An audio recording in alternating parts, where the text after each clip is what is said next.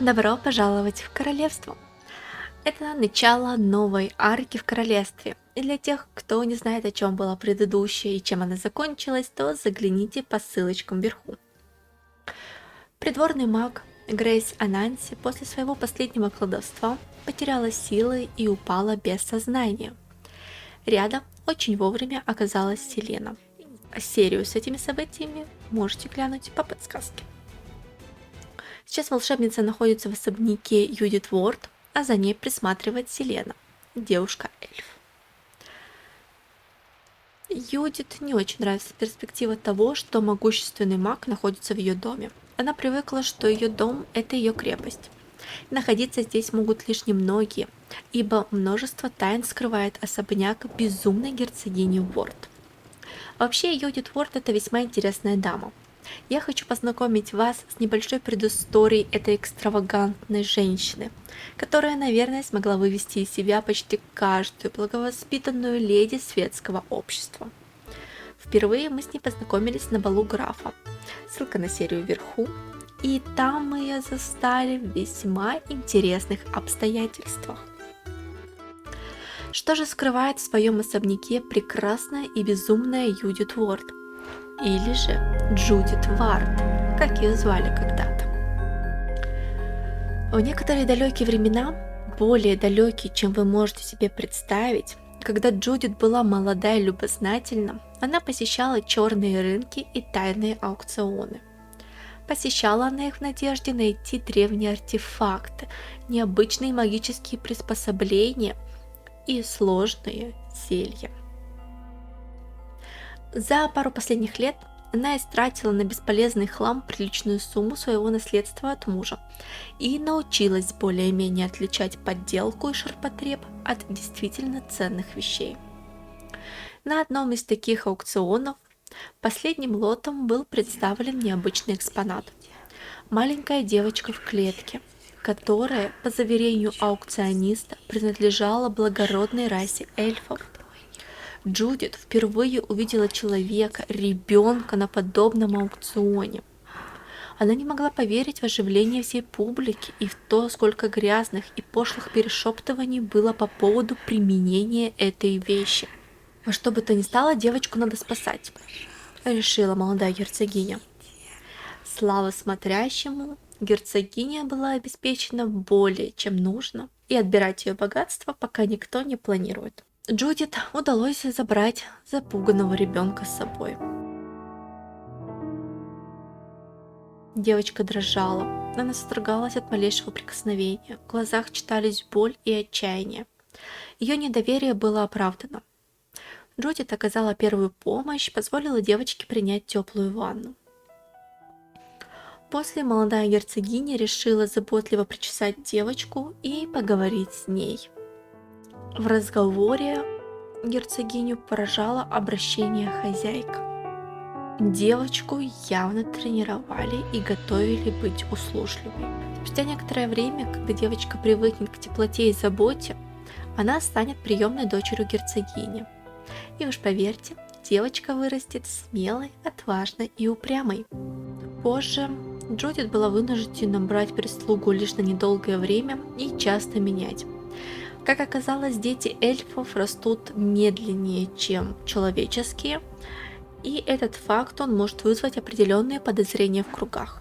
И однажды Джудит пришла гениальная идея купить прислугу на аукционе. Так Джудит отправилась в тот же аукционный дом, и среди многообразия представленных товаров вывели пару – мужчину и женщину. Этот аукционный дом определенно следует прикрыть.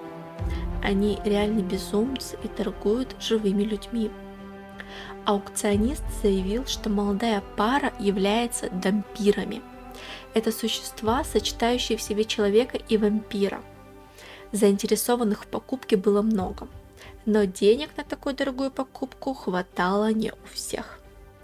В итоге бороться за эту пару остались Джудит и неизвестный мужчина в маске. В какой-то момент мужчина отступил и вышел из зала, а Джудит досталась пара дампиров.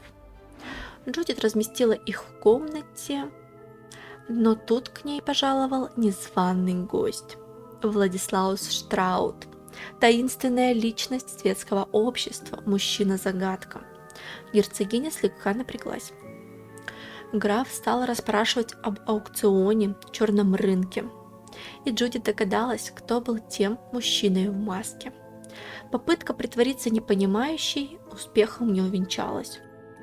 У Штрауда был целый компромат на Джудит и на ее дочь, возраст которой отличался от того, что заявлен в документе, и разные очевидцы давали ей одинаковый возраст, при том, что работали они в особняке с разницей в несколько лет.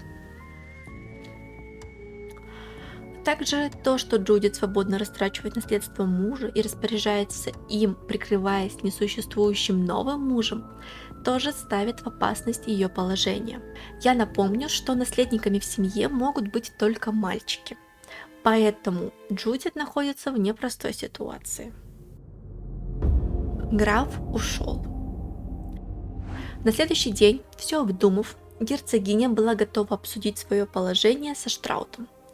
Без предупреждения и предварительного письма Джудит направилась в дом Штраудов. Но на стук в дверь никто не ответил.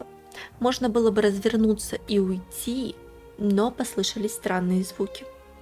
Любопытство взяло верх над чувством безопасности и инстинктом самосохранения. Поэтому гостья сама открыла дверь и направилась на звуки.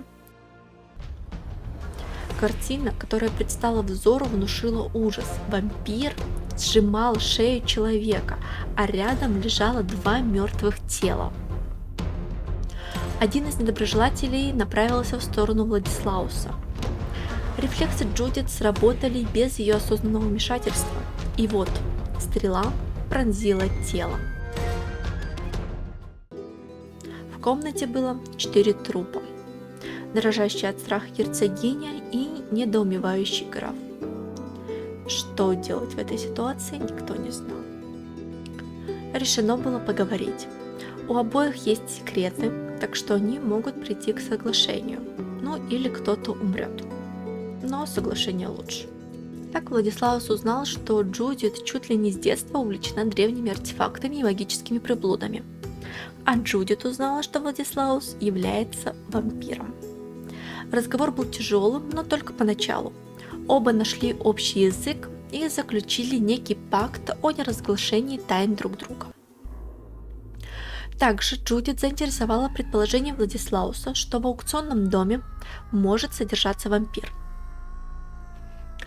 Так, спустя несколько дней подготовки, парочка оказалась в подземелье того самого аукциона.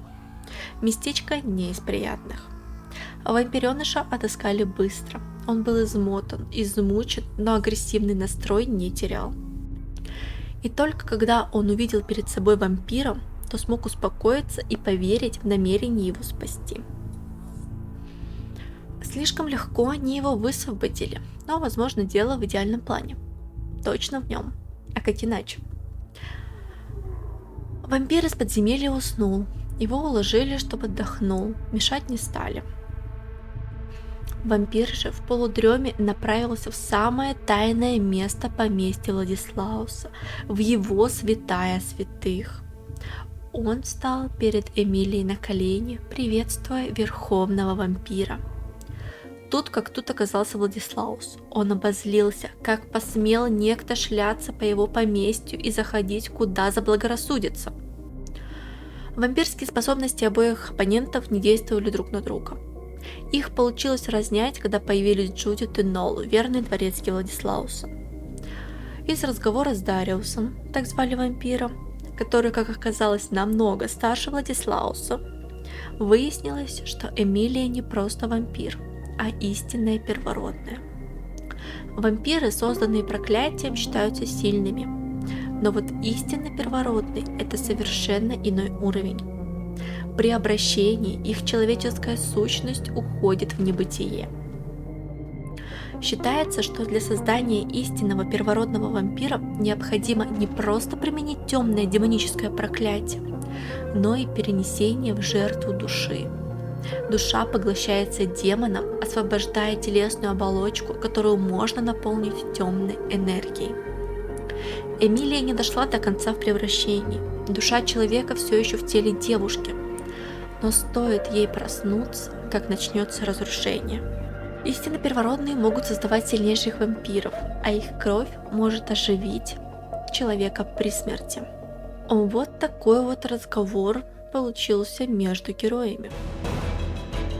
В особняк Владислауса ворвались работники аукциона. Дариус в это время находился наверху и собирался принять ванну. Владислаус справлялся с соперниками играючи. Однако эти противники были лишь отвлекающим маневром. Двое других отправились за Дариусом. Джудит, поняв, что они пришли за вампиром, побежала наверх. Стоявшего на пути недоброжелателя взял на себя Нол, верный дворецкий Владислаусу.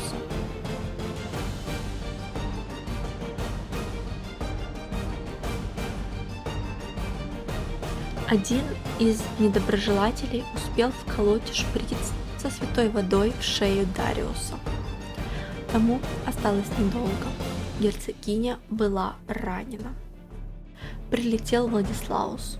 Он был в отчаянии. Ниточка, что могла помочь вернуть его любовь, обрывалась на глазах.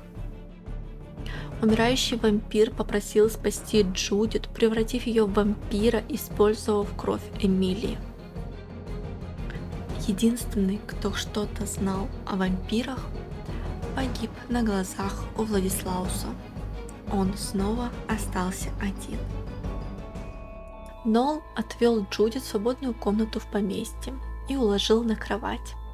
С одной стороны, кровь Эмилии может помочь убедиться в истории вампира, но с другой, Владислаус не хотел калечить свою любимую. Он долго колебался, как поступить. В итоге ему пришлось одолжить немного крови и дать выпить Джудит.